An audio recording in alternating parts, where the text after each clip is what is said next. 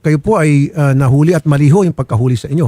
Yes po, Idol. Kasi nung October 7, may pumunta sa bahay ng mga pulis, nagpakilalang pulis. Okay. Ano sila, taga-Waran section po sila ng Gentry. Okay. Tapos, tinanong ako kung ako si Deo Balbuay na Harito. Totoo naman na pangalan ko to. Sabi ko, yes, may warrant ako na nanggaling dito sa Mandaluyong. Nagtataka ako kasi hindi naman ako taga Mandaluyong, hindi rin ako dito pamilyar sa lugar na to kasi from Pasay ako doon, yung parisan ko.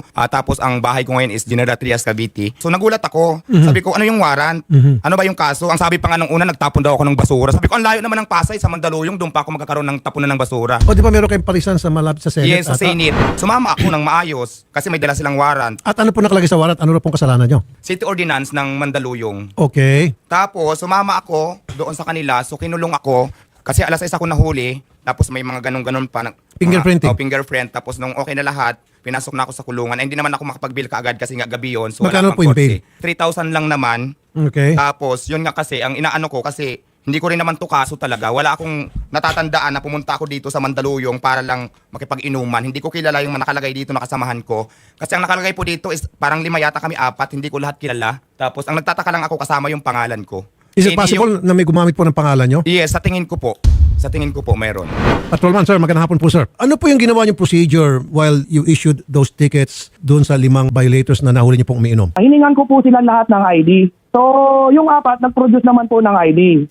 Bale, yung gumamit po muna ng pangalan niya, hindi po muna nag-produce. So, tinikita ko po muna yung 4, tapos pinausap po siya. Kasi masyado na pong mainit po talaga siya noon eh. So, nag-produce naman po siya ng ID bandang uli, tapos tinikita ko na po. So yung unang 4, agad-agad nag-produce ng ID. Yung pang-5, ayaw mo na mag-produce ng ID. Opo. And then doon, nagkainitan, nagkaroon diskusyon. In the end, nag-produce na rin siya. Opo. Yung mga ID po ng mga nag-produce, kasama na nga po yung pinakahuli, pinicturean niyo po. Kasama po sa SOP yun. Yung 4, napicturean ko po yung mga ID na kasama po doon yung ticket. Okay. Yung panghuli po, hindi niya po pinapicturean yung ID niya. So, at sabi sa akin, bakit niya po pinapicturean yung ID ko? Nakuha niyo na po yung information ko. So, hindi po siya pumayag. May data privacy act po tayo. So, hindi ko na po pinicturean. Pero sinulat ko po doon sa ticket kung ano po yung ID na nakabinigay niya po sa akin. Teka muna, so nagpresenta po siya ng ID. Anong klaseng ID po yung presenta sa inyo? O yung sa BIR po, yung 10 ID. Hindi na po makita yung picture niya, idol. Kasi po, ano po sir, medyo marang may damage na po yung picture. So, hindi ko po makita exactly kung sino yung nasa picture. Pero nung tinanong ko po naman, ang sabi,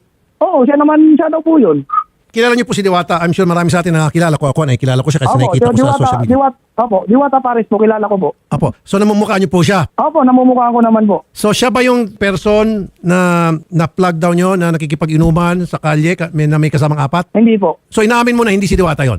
Hindi po si Diwata yun, yung nandoon. Ibig sabihin, malinaw, hindi pala ikaw yung Diwata. May gumagamit ang pangalan mo.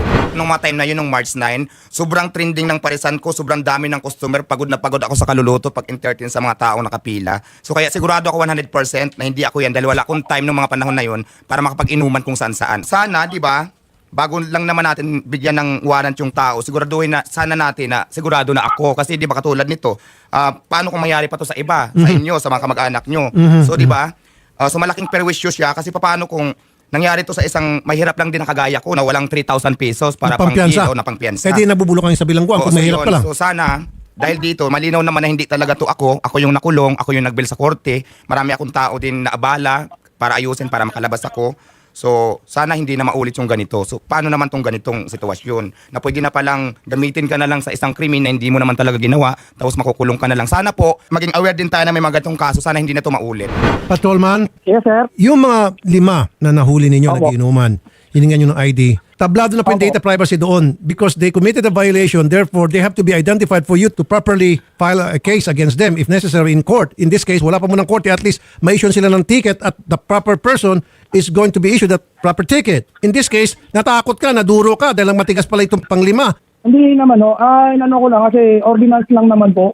So, Kaya hindi nga na po sir, no? because nagkaroon ka ng konting pagkukulang doon. Paano nga tama naman si Diwata? Paano kung yung tao nakulong? Buti ito si Diwata merong 3,000 pang piyansa.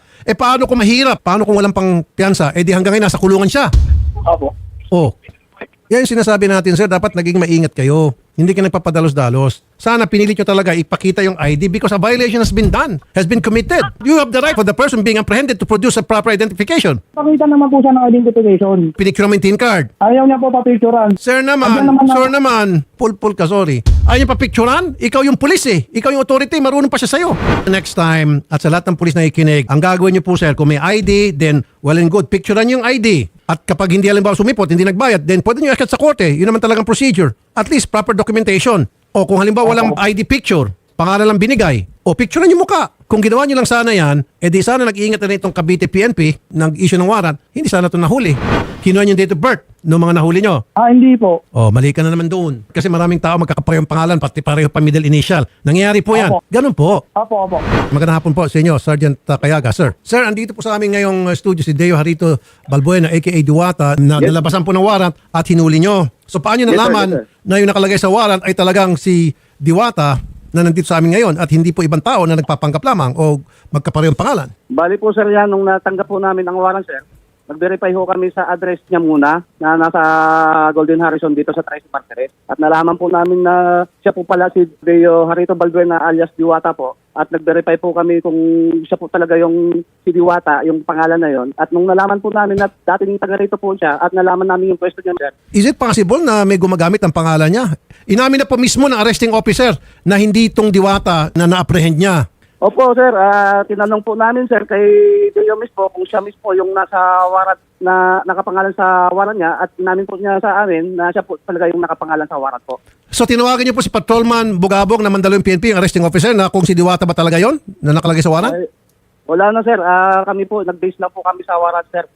Dumating po yung warrant niya sa through i-warrant po namin. Kaya na-verify po namin na may warrant po si Diwata sir. Pero next time sir, mag-ingat kayo. Due diligence po dapat ang ipairal ninyo. Kasi paano in this case, inosente po siya? O paano kung wala siyang pampiyansa, dinabulok sa bilangguan to? Kung wala pong picture doon sa warrant, at least man lang tinawagan niyo pong arresting officer. Sir, nag-verify lang po kami sir at nagtanong-tanong. Ang verify namin na siya po si Deo at namin po ni Deo sa amin na siya po si Diwata ay Deo. Kaya inimbitahan na namin, sinunod na po namin yung warrant sa kanya sir. Natural, tatanungin mo siya, ikaw ba si Diwata? Of course, sabi niya ako si Diwata. Totoo naman talaga siyang tunay na po, Diwata. kasi yung pinakita nilang pangalan ko naman din talaga, hindi na madidinay kasi ito po yung nakalagay sa ID ko. Alam niyo po, Sargento, yung mga katulad mo at katulad ni Patrolman Bugabong ang dahilan kung bakit napakaraming tao ngayon mahirap na kababayan natin na nasa city jail kahit na walang kasalanan. Kasi marami sa inyo, kulang sa diskarte, kulang sa tinatawag na due diligence na dapat gagawin ninyo. Pinag-usapan na namin yan kanina ng Legis team ko na napakarami mga mahirap na kababayan sa city jail. The reason bakit sila sa city jail ay mahirap sila, wala silang pampiyansa kahit na wala silang kasalanan. Tulad nito, nagets mo, Sargento Kayaga? Yes sir, sa amin sir, in-implement lang naman namin sir yung sakot, yung order lang ng korte sir. Order nga ng korte, kaso nga sir, hindi kayo gumawa ng due diligence kung tawagin. Paulit-ulit ko sinasabi kanina pa. Buhay niya, nakasalalay dito, magigiba ang buhay niya dahil sa katangahan nyo. Anong balak mo ngayon, Sir Diwata? Sir, ang plano ko sana, kung meron talagang gumamit, hanapin ko at idemanda ko to.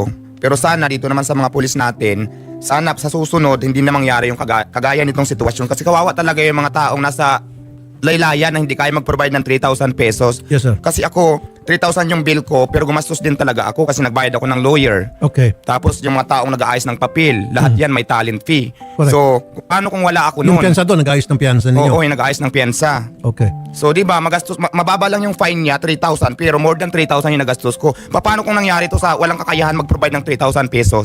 Di ba? Sana na lang hindi natin maulit yung ganitong klaseng sitwasyon sa mga ibang, ay kung mangyari to sa kamag-anak nyo o sa mga kapatid nyo, siyempre hindi rin kayo papayag. Attorney Asuncion, magandang hapon. Inamin na po mismo ng arresting officer na yung nasa warrant at nahuli na Diwata ay hindi yung Diwata na naaresto niya. Malinaw sa mga naging aksyon nitong si Patrolman na mayroong pagkakamali yung kanyang manner of serving the said ordinance ticket to my particular client. Unang-una, kilala niya naman. Masabi ko lang po, Senator Idol, Yes, sir. nung mga panahon na yan, ginamit ko talaga ni Deo Balbuena sa kanyang COC, sa kanyang pag-file ng kanyang Certificate of Candidacy, ang pangalang Deo Harito Balbuena. At pinagpepiyasahan ho sa social media yan, kaya hindi malabo ho na talagang kung merong manggagamit sa identity ni Deo Harito Balbuena, ay madali nilang gagawin para makatakas sa kanilang kakulangan o sa kanilang mga violation sa ating mga batas. At sa pagkakataong ito, ordinance nga po ng Mandaluyong. At Senator Idol, mabanggit ko lang din po at gawa nung nasabi ni Deo kanina, yung pag-bail. Makorek ko lang din po dahil ako po ay nagpunta doon sa branch ng MTC doon sa Mandaluyong. Since ang Ordinance 628 Series of 2016 po, ang may penal provision pero for first offender, ang penalty lang ay dito ay 500 pesos. 500 piso lamang po at pagka may mga ganitong pagkakataon, sa 500 piso ay pwedeng makulong ka nang wala ka namang kasalanan. Kaya minarapat nga po ni Deo Balbuena na humingi ng tulong din sa inyo para malaman ng nakararami at sambayanan. Baka hindi lang ito nangyayari sa kanya. Baka marami pa. Totoo. Ayun po, Senator. Possible. Well, initially po, Senator, let's look at the cause of it po. No? There was identity theft in this case. Especially kung gumamit ng kanyang pangalan, sabi nga ni attorney kanina, mula sa kanyang COC, this might be a violation po for Data Privacy Act or kung computer-related naman kung identity theft or anti-cybercrime law. So para po dun sa taong gumamit ng kanyang identity, yun po ang kanyang pwedeng isang panakaso. Pagdating naman po sa ating kapulisan, pagka ganyan po, Senator, there's still a failure of positive identification. So I would argue that the warrant is still not valid po, Senator, because of course the warrant of arrest, it must be certain that the person to be arrested is the same person who committed the crime. So liable pa rin po ang ating kapulisan dyan po sa illegal arrest na kanilang ginawa under our revised penal code po. Sa next hearing natin, pag-usapan natin, Apo. magpasa tayong resolution and legislation na magkaroon talaga ng thorough training ang mga pulis na na-assign sa warrant section nang sa gayon, hindi na magkaroon ng padalos-dalos ng mga pulis na ito at manghuli ng mga inosenteng kapangalan lang. Yes po, Senator. Lalo na po sa kaso na to, no, it's very glaring. Si Mr. Balbuena is a public figure. He is very popular po, especially itong mga nakaraang taon at even now. So I find it hard to believe, Senator, na hindi po kilala ng ating kapulisan itong si Mr. Balbuena or better known as Diwata po. Sige, Andrew Negalit, i-hearing natin yan. Yes po. At hanapin natin yung mga dati nating kaso na kung saan nagkaroon mistaken identity na nakukulong yung mga inosente at kapangalan lang. Nang sa gayon, mag-ingat Yes, ang mga Senator. pulis natin. Sa ngayon, pwede siya magsampa ng kaso laban sa mga pulis, itong si Diwata. Yes po, Senator. Hanapin po natin kung sino po yung nag-apply ng warrant na yan. But regardless po, yung attempt to arrest Mr. Balbuena is already illegal arrest po yan, Senator. So gusto niyo pa magsampa ng kaso, sir? Sa akin siguro, sir, ang gusto ko talaga dito sampahan, yung gumamit ng pangalan ko kung mahuhuli. Yung kapulisan natin, siguro sana yung panalangin ko lang, hindi na lang tumaulit sa iba kasi kawawa naman. Kung ako pong tatanungin niyo, sir, identity theft nga po yan. Mahirap natin hanapin yon. Apo. Kasi nga, walang picture, malabo yung picture, tapos ginamit yung pangalan mo, tapos address and all. Mahirap na hanapin yon. Unless kung may picture sa ating police, itong si Patrol Bugabong. Patrol Bugabong, may picture ka para ipaskill ko yung picture nito, no, yung fake na Diwata? Wala po akong picture niya pero pag nakita ko po siya, ma-identify ko po ulit. Pag nakita sa susunod. Kaya next time, sir, Apo. gawin niyo na po yung tama. Ano po? Staff Sergeant Rogie Cayaga, Chief Warrant Section, 13 Martirez City, Cavite. Expect na kayo po yung mapatawag one of these days para sa mga hearing. Okay? Sa rento, sir. No problem, sir. Thank you, sir. Sige po, sir. Ayusin natin. Pag nagkaroon ng hearing, sir, papatawag po namin kayo. Sige po.